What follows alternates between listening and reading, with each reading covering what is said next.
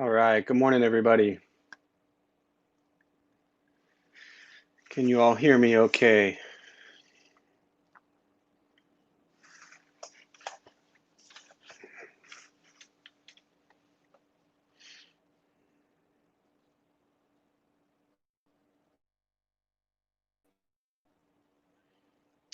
Let me know if you can hear me, please.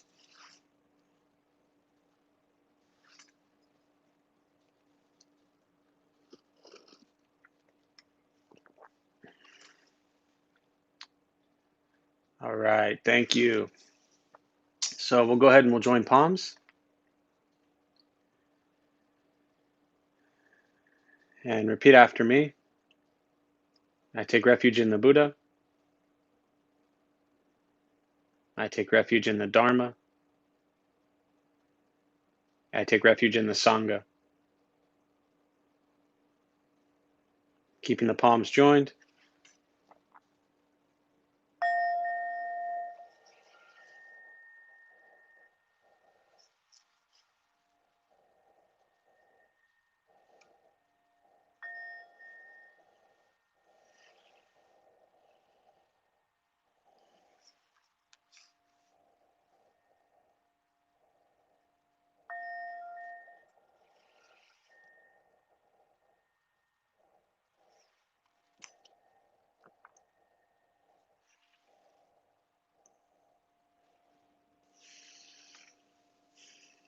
You can put the palms down.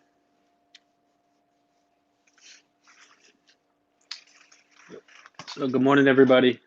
Give me 1 second here.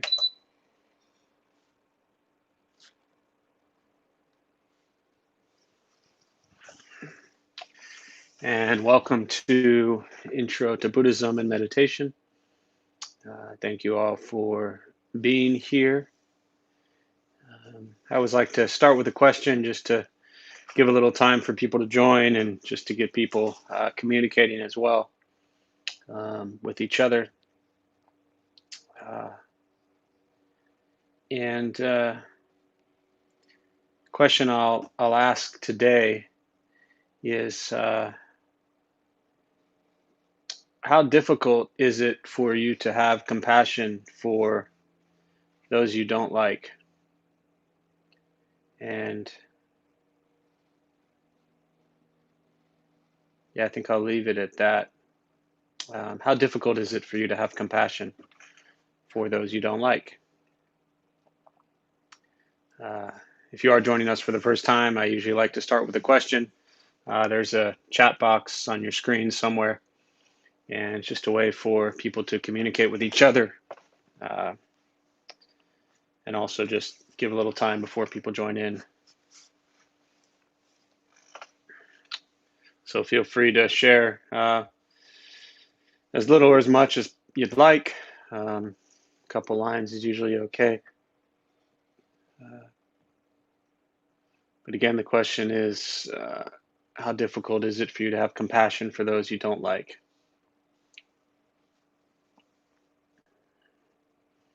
Not an easy practice, but most important. Uh, I'll let the answers come in or responses come in before I make any comments. I don't want to sway people's words. So we've got slightly, but this is my practice to have compassion unconditionally. I'm a work in progress. For certain individuals from my childhood, nearly impossible. Difficult to feel that for selected individuals. Not as difficult as in the past. Challenging sometimes. Difficult for certain people. Medium hard. Pretty good for most. Work in progress. It does not come naturally. Rough. I have to work to not take pleasure at their distress.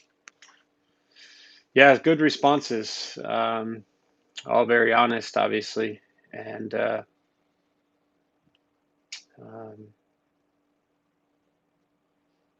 I was just looking at that last comment. Does not come naturally. Oh, yet. Okay. Um, that's a challenging one. I think, I had a conversation with someone the other day who really was interested in the uh, kind of, let's see, don't like to see non-compassion when people are gleeful in others' pain, see in others what I don't want to be, trying, in all caps. Um, I had a conversation the other day with someone who was just asking questions very specific about really fundamental core Buddhist teachings. And I'll just touch on this briefly. Maybe I'll expand on it after meditation. But, you know, my personal opinion is that a lot of the fundamental Buddhist teachings um, often get overlooked or kind of glossed over with this kind of modern Western way of so many of us turning to meditation and Buddhism to just kind of feel good and to help us fix or solve or deal with all of our problems. And I think really fundamental technical Buddhist teachings are kind of different than that. Um, he was teaching at a time to a group of monks initially, and their entire practice was based on removing themselves from the cycle of birth and death because they understood the law of cause and effect of karma, and they understood the cycle of rebirth. Not that any of us have to understand it, nor do you have to believe in it, but they all understood that. So what they understood was that because of the cycle of rebirth, they knew that they would continuously be reborn over and over and over again until they could remove themselves from the cycle and liberate themselves from rebirth. Now, no one, I'm sure, is here this morning because you want to free yourself from the cycle of birth and death. We're here to deal with stress and anxiety and chaos and all the stuff I always talk about. But if you look at what the Buddha was teaching at that time to free from the cycle of birth and death, and if you understood that there was a continuation of consciousness, a rebirth, a reincarnation, whatever you want to call it, then you would not wish harm upon anyone, because you would understand that that harm that you wish upon others is only going to follow you life after life after life. Most of the choices we make from the view or the lens of this is it. We have one life and this is all. And again, that's not what the Buddha was teaching. So my purpose of bringing this up is not to convince anyone to believe in rebirth, but to understand the context that he was teaching from, or the view he was teaching from. Therefore, any thoughts of ill will, any thoughts of lack of compassion, any words of lack of compassion or ill will, any actions of lack of compassion or ill will towards others will only follow you and will only make things more challenging in the future. So right now, if you are on this call and you are interested in meditation and Buddhism, that says you have a very genuine interest in purifying your karma. So if you'd like to purify your karma, don't waste it getting wrapped up in silly little judgments or wishes of others' harm. So that's my gentle thought as we start the morning meditation practice. So we'll begin the meditation. And if you are joining us for the first time, again, welcome. There's a couple things to tell you before we begin. Nothing's going to happen to you. You're not going to float away. You won't have any mystical, magical experiences. Your mind won't shut off. You won't think nothing. Don't try to stop your thoughts or try to stop your racing mind. We're just going to sit. We're going to breathe. You'll hear sounds. This is life. Life is filled with sounds. The practice of meditation is learning to get quiet and still within all of that. Posture, you just want to be comfortable. If you're on a cushion, sliding to the front third. Pushing the stomach forward allows the back to straighten, shoulders are relaxed. Hands can be on the knees or in the lap, whatever's comfortable. I will guide us as we begin, and we'll settle into a little bit of silence.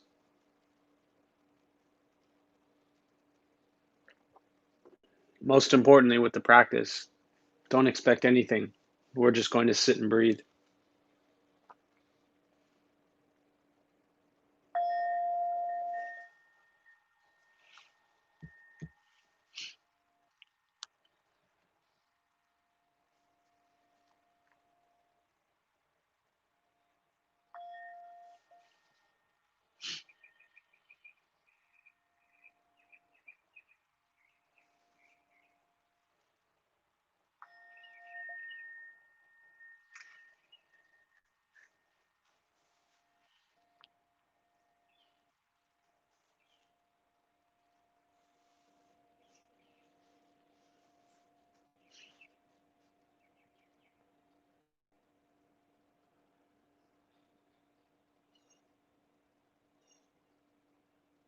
And starting with the eyes closed if comfortable, or slightly open, mouth open or closed.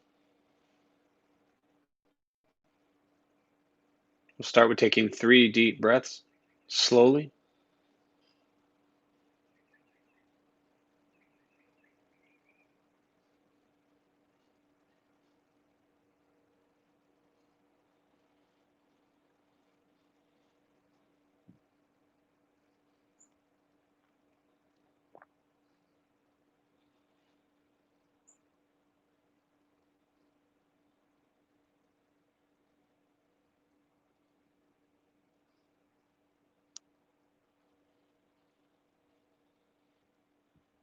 And eventually, settle into a natural rhythm of the breath.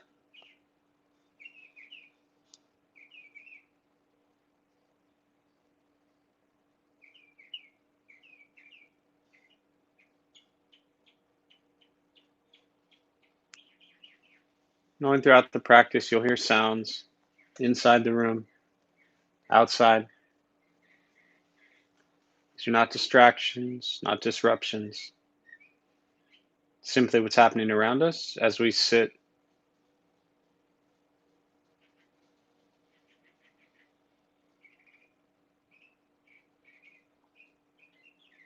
Noticing the mind as it wanders, jumping from thought to thought.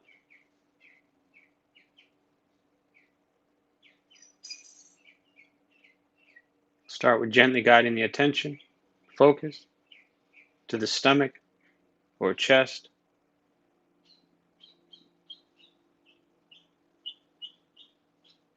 Breathing in, feel them rise. Breathing out, they fall.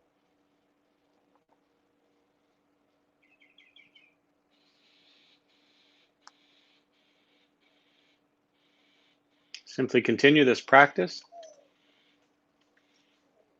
observing sensation of breath,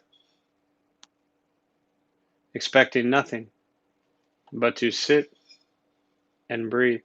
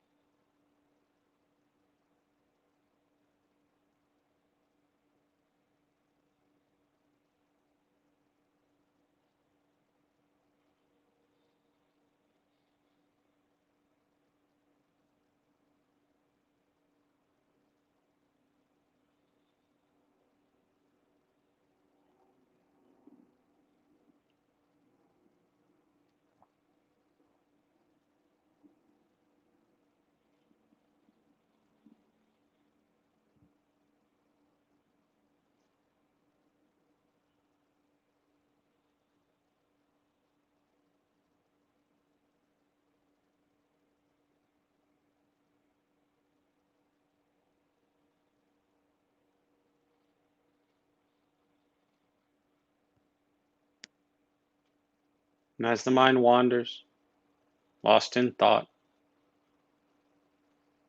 recognize it,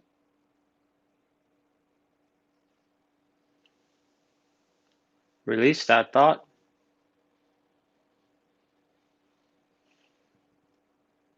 return attention, focus to the breath.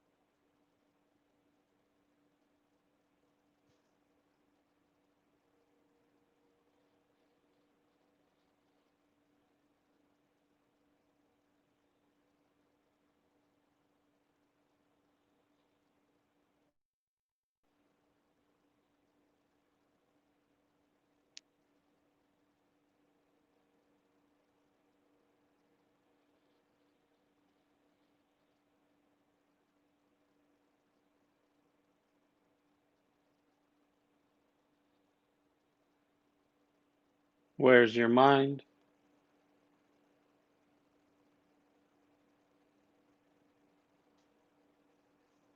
Return attention, focus to the breath.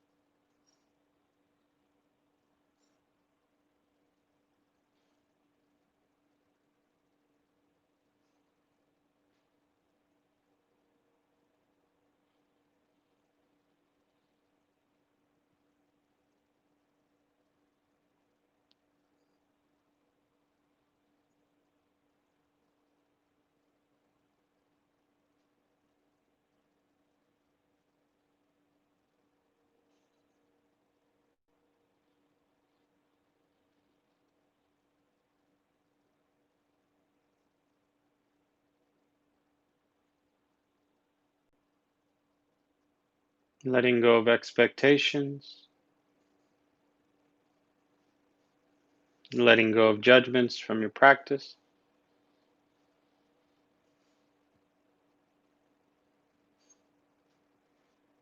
Just sitting, breathing.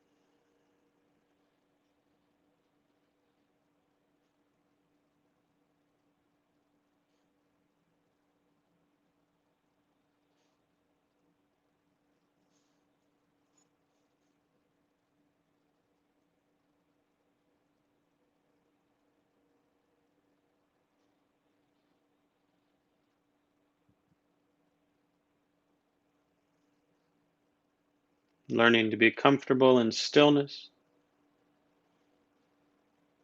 in quiet, wanting nothing but to sit and breathe.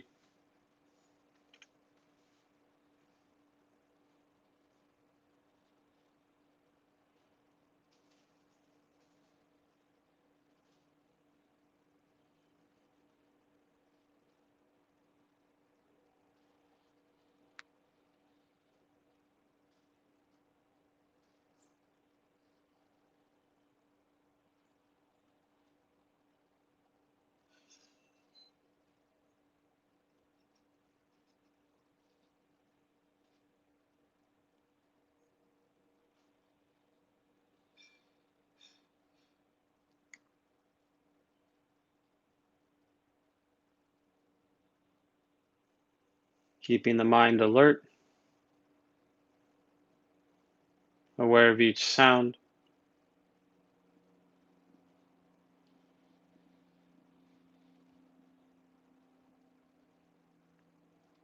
each thought,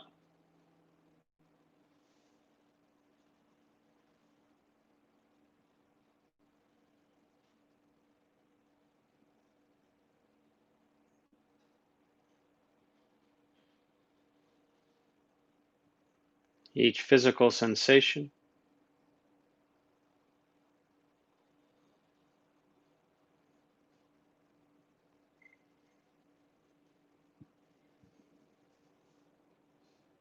yet concerned with nothing, but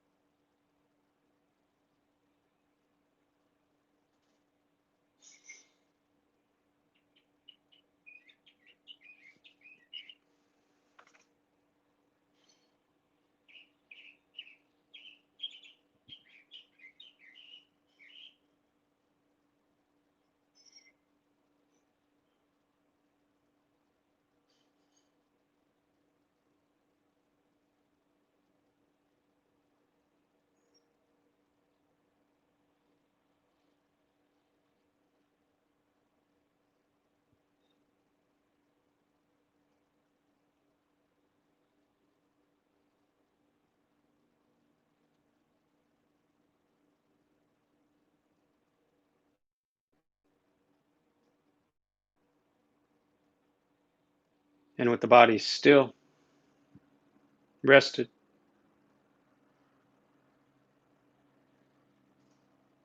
and the speech quiet, aware of all sounds,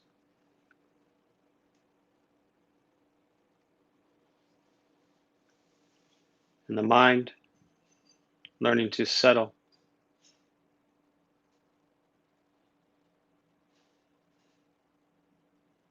know what it's like to just sit and breathe,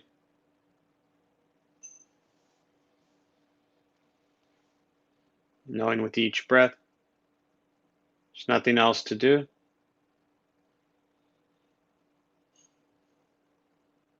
nowhere else to go, no one else to be. Everything beautiful, exactly as it is, sitting, breathing.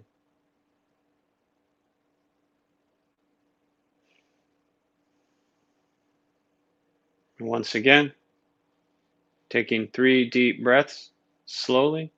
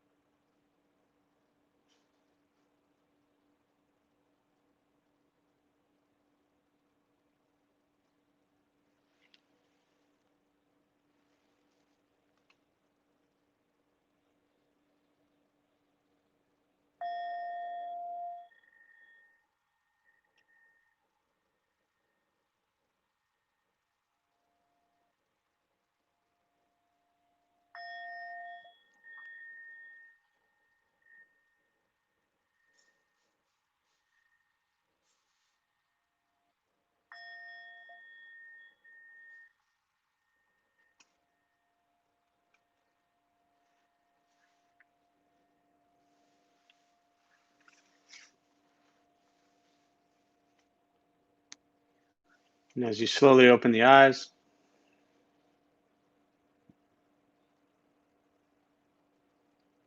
slowly begin to move.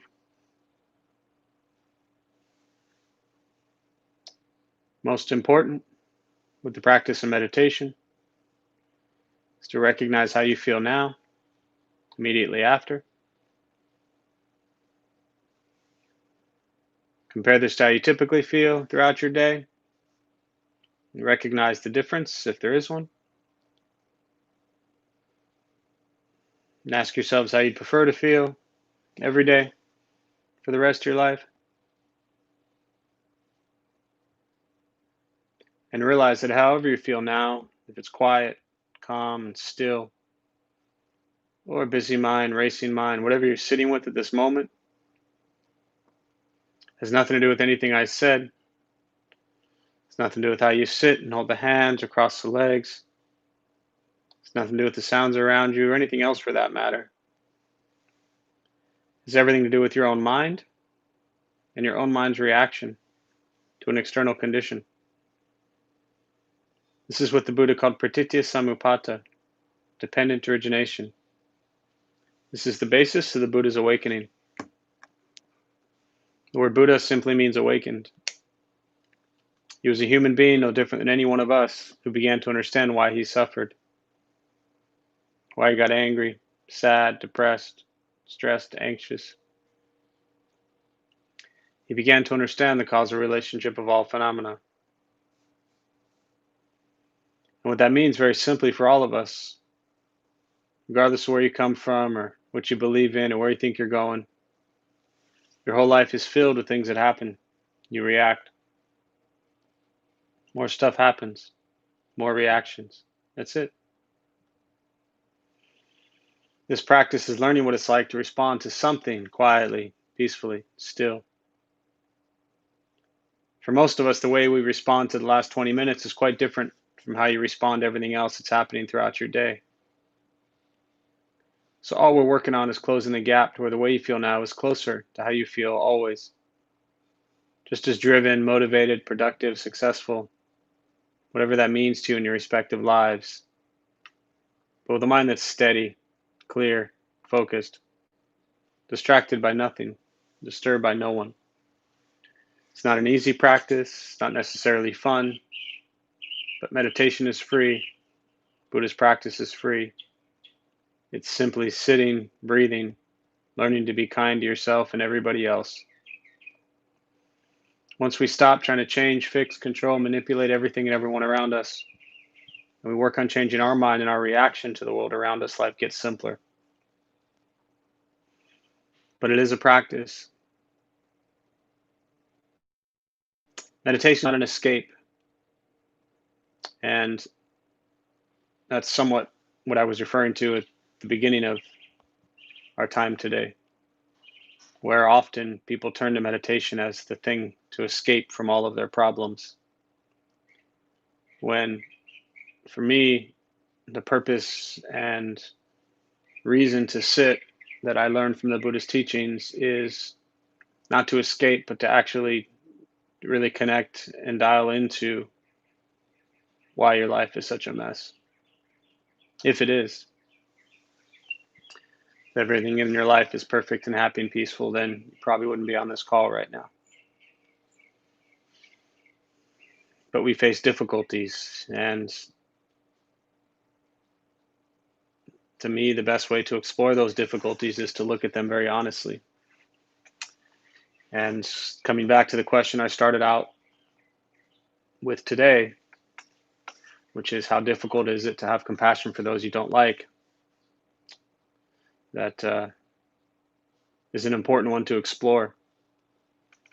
Why is it you want so many other people to suffer? And why is it you justify your wanting them to suffer any better than your perceived idea of them wanting others to suffer? When others harm people and we harm them, why do we justify ourselves in thinking that we're okay? How is our hatred and anger towards people any better than other people's hatred and anger towards others? These are real questions to ask yourself. Because if you cultivate hatred and anger towards others, then that's what carries on with you. Others don't typically suffer I shouldn't say typically. Others don't always suffer when we have hatred and anger in our heart towards somebody else. Chances are you hate people or angry towards people you don't even know. So they're not suffering at all. The only one who suffers from your own hate and anger towards others is you. So at that, I'd like to stop and really use the rest of our time today, as always, just to respond to questions, meditation, Buddhist practice, anything that's on your mind. Again, if you're new, welcome. There's a chat box there. As you can probably see, feel free to type in your questions or comments, and I'll respond. So we'll use the rest of the time now um, for questions.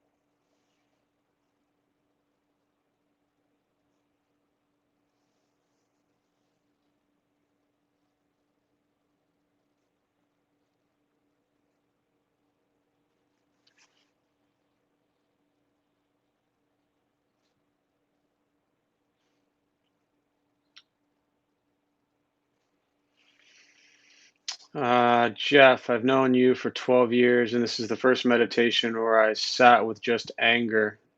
Good. Your opening question brought forth so much anger. What are some steps to finding compassion?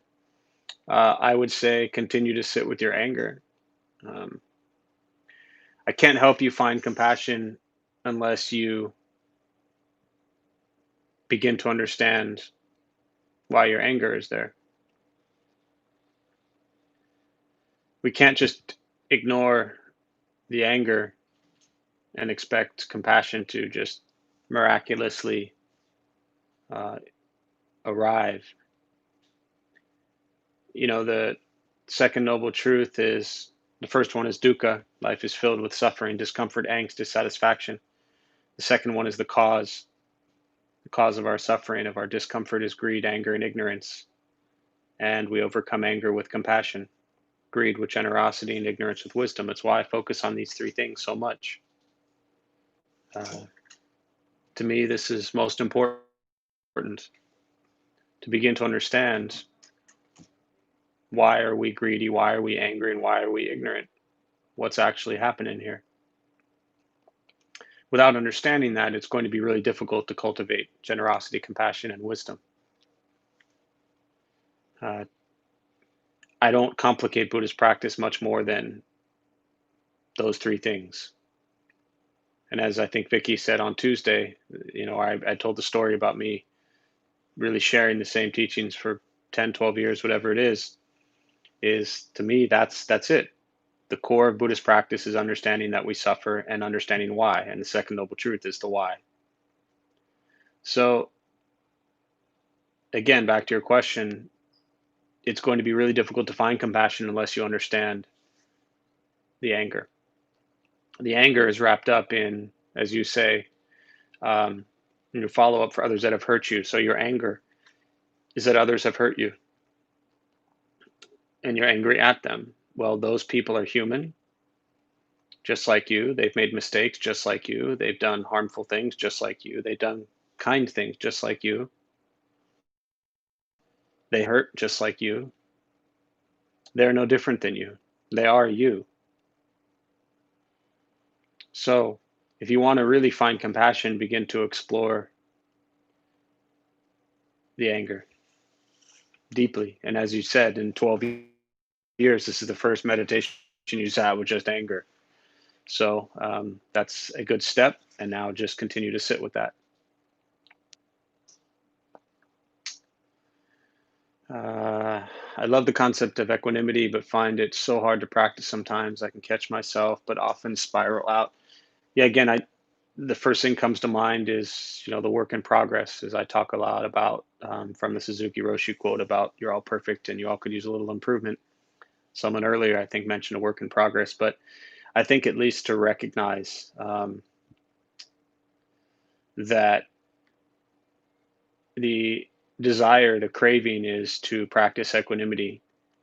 And sometimes you're okay at it and sometimes not, but continue to recognize that you're not is important. And I think also continue to recognize that uh, you can't give up. This kind of ties into, um, let me read the following question, because my response is very similar to these. So, the following question of I do find it very difficult to feel compassion for someone who I believe has caused others great harm. The best I can do is have the intention to feel compassion for them.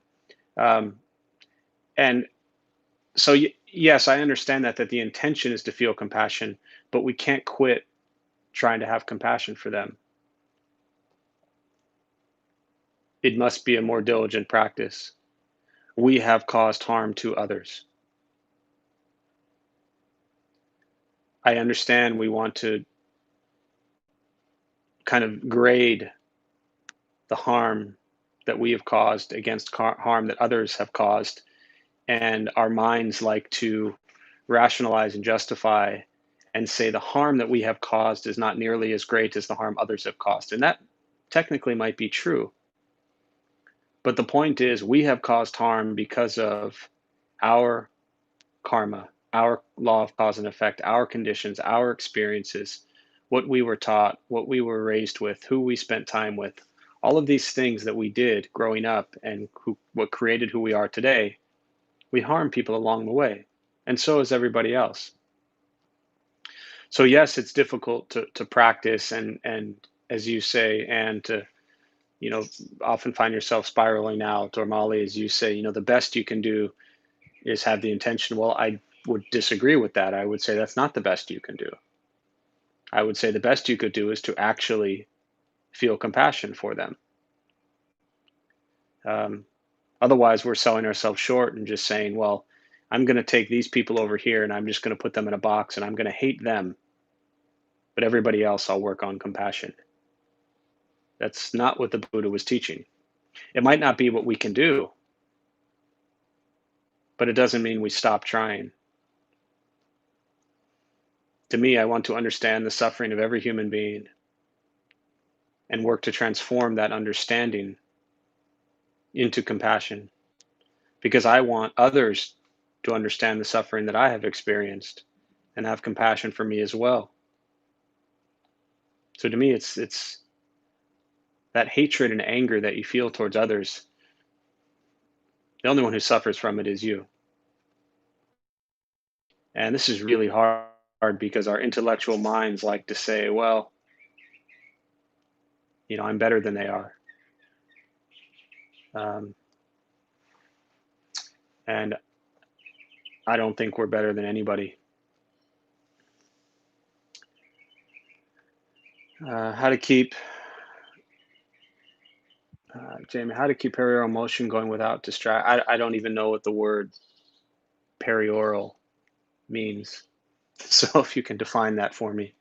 I'm a Patrick Henry alum and a University of Arizona graduate, and scored very poorly on my verbal SATs. So I need some help here with the word perioral, if I'm even pronouncing that correctly. I'll come back to that, Molly. I think having the intention means to keep trying. Yeah, definitely. And that's where uh, I think the diligence, again, what the Buddha taught about being diligent, keep working. So, yes, the intention is there, and you got to feel what you feel. So, of course, I'm not suggesting that we ignore what we feel or that we deny what we feel. But if I have a feeling of hatred or anger towards someone, I need to recognize what's going on there. And before I judge and label somebody else as, being a certain way, I have to ask myself, who am I? How do I treat people? So, but yes, definitely, with the intention, keep trying. It's not easy. I'm not saying these things are easy. Um, but I believe that we all have the conditions to awaken as the Buddha taught. And so we just need to keep practicing. Perpetual motion. Okay, let me come back to that. How to keep perpetual motion going without distractions. Again, I think I'm just not following the question, but perpetual motion, I understand perpetual, but towards what? So, how to keep perpetual motion going without distractions. If you can expand on that a little bit, I would appreciate it, and then I can respond better. Related to your question, and I'll come back to you, Jamie, if you can expand, please. Related to your question, in a case where someone is actually harming lots of people continuously, is there compassion and wanting them to be Um, no.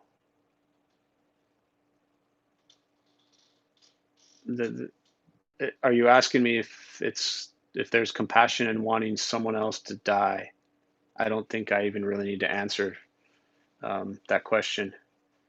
There is zero compassion in wanting someone to die. Um,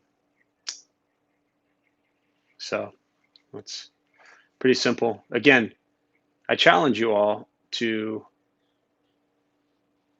challenge yourself in taking this intellectual mind that may think you are better than somebody else because of the things they do. For me as a practitioner, my master taught me years ago, Jeff, you're no better than anybody else. It doesn't mean you're worse than anyone else either, but I'm no better than anyone else. So I wouldn't want anyone else to want me to die.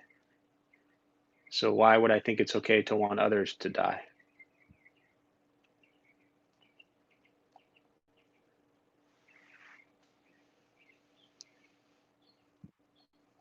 Other questions? Also waiting on Jamie just to kind of expand on that. Um,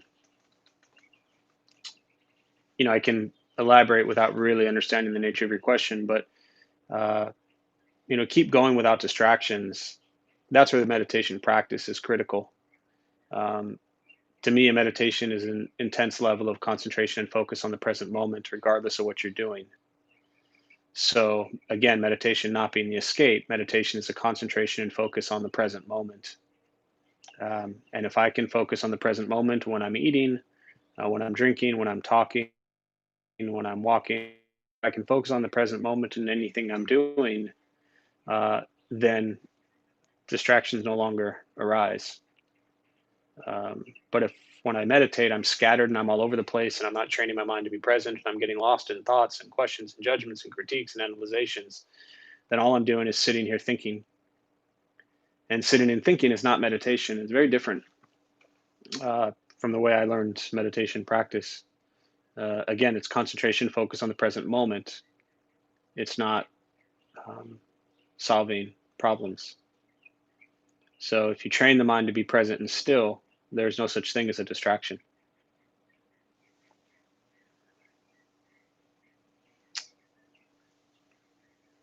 Other thoughts, questions?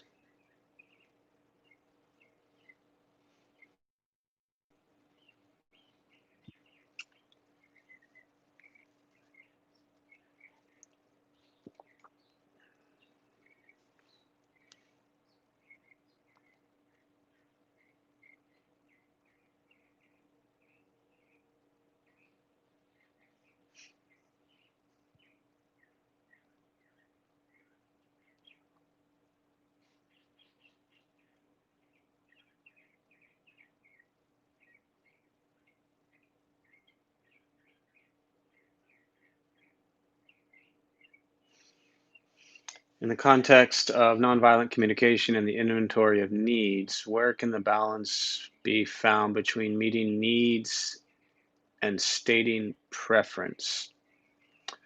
Um, well, I think that the, let me read this again, in the context of nonviolent communication and the inventory of needs, where can the balance be found between meeting needs and stating preference? So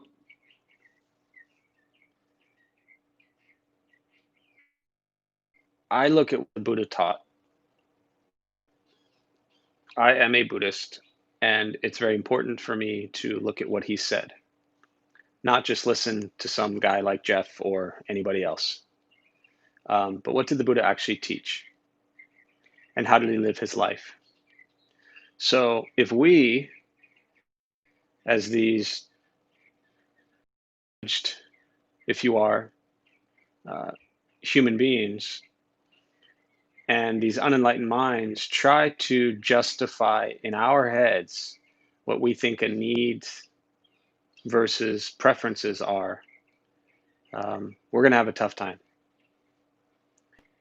We don't have time to get into this right now, but if I ask people what they need versus what they prefer,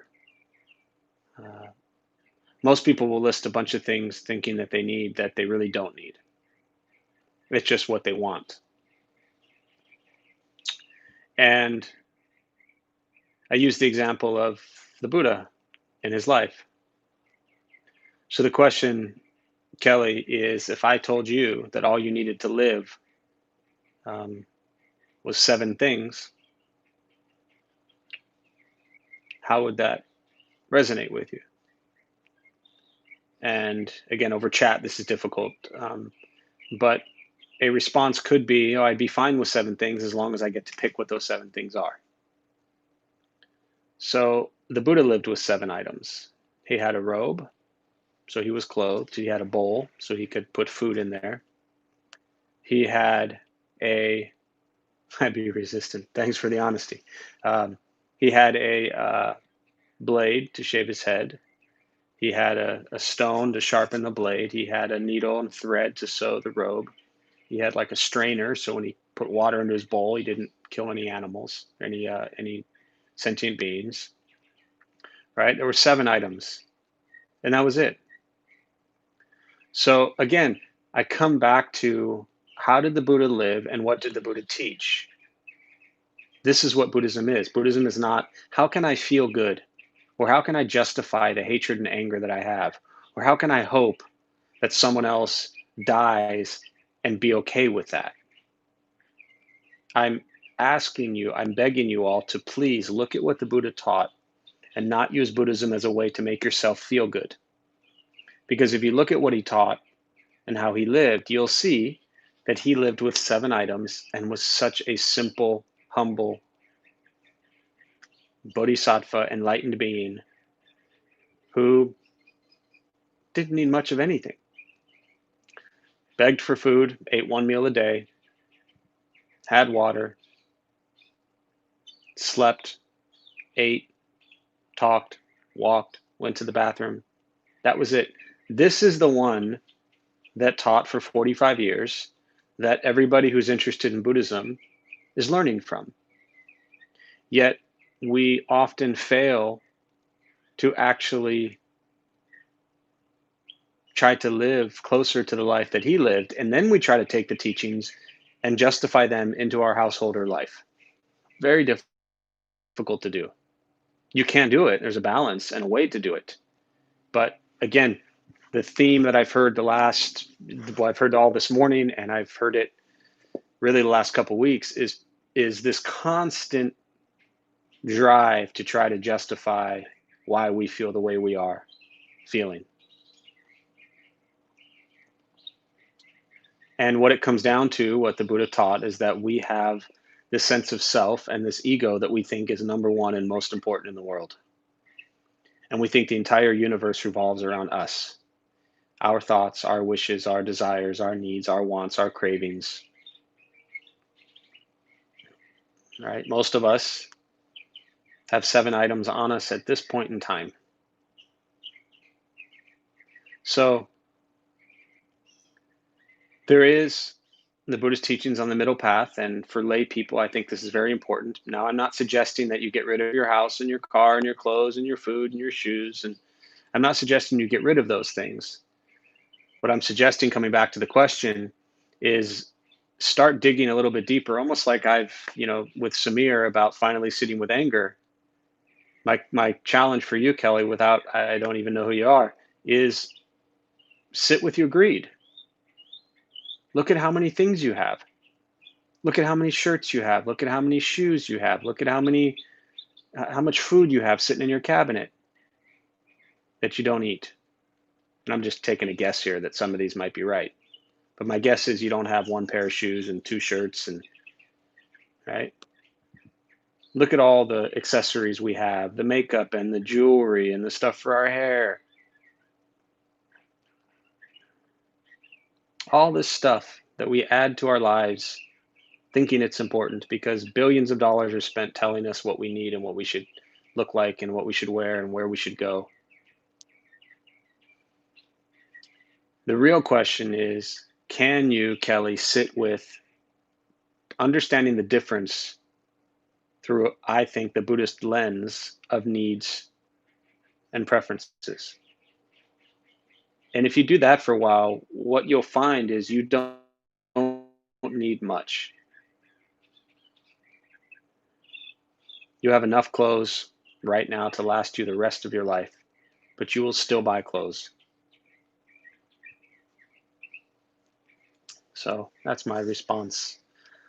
I really want people to challenge themselves to ask themselves these difficult questions and not just show up hoping that they can sit for an hour and then feel better about themselves.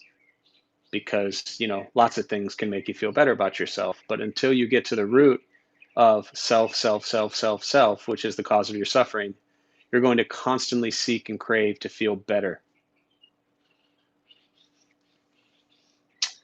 If nirvana is to be extinguished, what happens to consciousness at that time? Um, uh, I'm just reading the next question. I'm not sure. It seems to be centered on having compassion for those you dislike, but it's also important to find compassion for those you do like, but that can cause you frustration. Okay, yeah, definitely. And I'll kind of, I think, close on these two questions or comments. If nirvana is to be extinguished, what happens to consciousness at that time? It's a good question. Um, and Tom, when you figure it out, text me. Let me know. Right? Um, Nirvana literally. I always, when I'm talking about this with the college kids, Nirvana, other than being a great rock band, Nirvana literally means to extinguish. So when the Buddha died, he entered in what's called Parinirvana, Nirvana with no remainder, meaning the consciousness was no longer reborn. He neutralized his karma. Um, what happens to it? All right, Tom, here's your practice. Do you have a candle at home? And do you have a lighter at home? So I'd like you to light the candle and blow it out. And then let me know where the flame went. And do that every day until you figure out where the flame went. And then you'll know what happens to consciousness. I look forward to your updates. Much of our discussion today seems to be centered on having compassion for those you dislike, but also important to find compassion for those you do like. Absolutely. Um, yeah, people will cause you frustration constantly. Those you know and love may frustrate you the most. And it's so important to have compassion for them and just across the board, have compassion for all sentient beings, all time, all space, all directions. There's nothing in Buddhist teachings that says, let's pick and choose who we want to have more or less compassion for. Have compassion for all.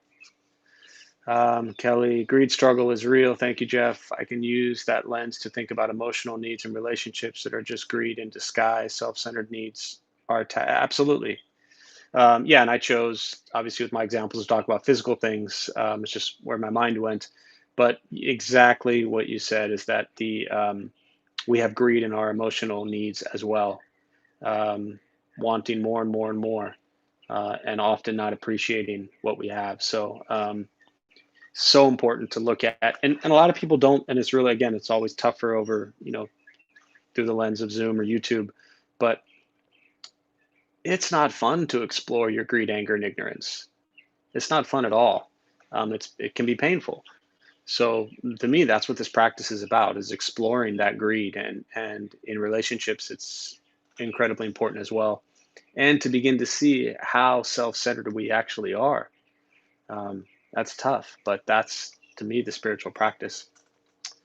All we need is love, love, love. Yes, that is Tom. Yes, look forward to your reports on the candle. And last one here, Jamie, perpetual continuous flow of the love. How to keep it flowing when there are so many streams, lakes, and ponds that need it. Um, yeah, perpetual continuous flow of the love. How to keep it flowing when there are so many. You just keep practicing love and compassion every waking moment. And whatever lake you find yourself in front of at that time, that's where your compassion goes. Whatever pond you find yourself in front of at that time, that's where your compassion goes. You can only do so much, right? I suggest abandoning this idea of trying to save the world. And as Molly just said, first, most important lake and pond you should have compassion for is yourself. So I'll close with this thought. Have compassion for yourself. If you have hatred and anger towards yourself, it's going to be really difficult to pour out compassion towards others, right? If I've got nothing in this cup, nothing will be poured.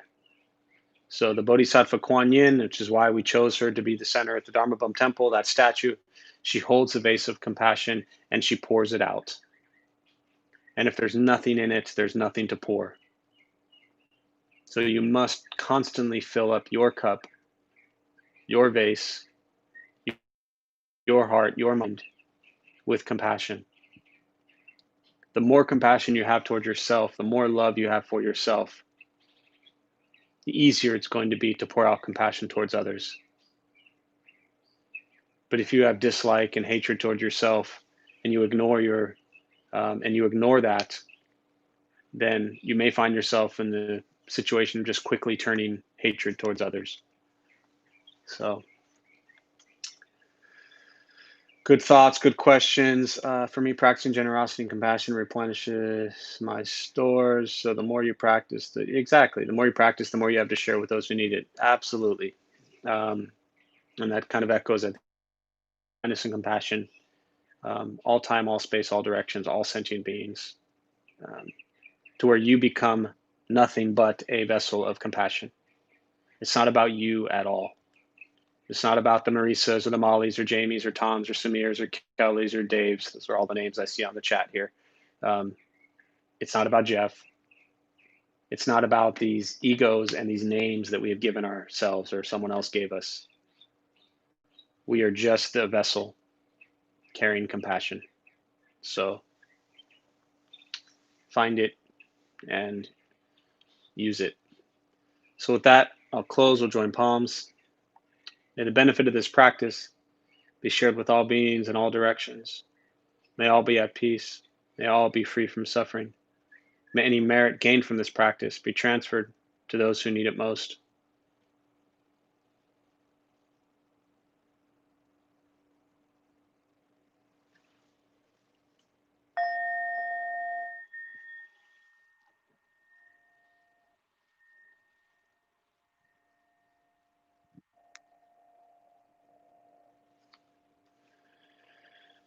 So thanks all for being here today. Just a quick announcement before you all head off. My name is Jeff. I'm a Dharma Bum. We opened up the Dharma Bum Temple 14 years ago to be a bridge to introduce Buddhist practice. Those of us who lead, we're not monks or nuns or gurus or masters. We're not teachers. We're just practitioners. We do our best to take our understanding of Buddhist teachings and put it into terms that hopefully make sense to those who show up. Every night we have different practices going on. Tuesday, Wednesday, Thursday, Alex, Travis, and myself are on the YouTube channel. Saturday morning here as well. Everything else is on Zoom. Our recovery classes, our college group, our teen group, always something happening. Just go to the website, thedharmabums.org, and check on the calendar. You'll see how to connect to our class. Every morning as well, Monday through Friday, 8 and 8:30, we sit. So if I never see you again, think good thoughts, speak good words, do good deeds. The temple is still closed. It will remain closed until we feel it's safe to open without putting anybody at risk. So again, think good thoughts, speak good words, do good deeds. Stay home as much as possible, wear a mask, wash your hands, and don't do anything that would put others at risk. So be well, enjoy your day.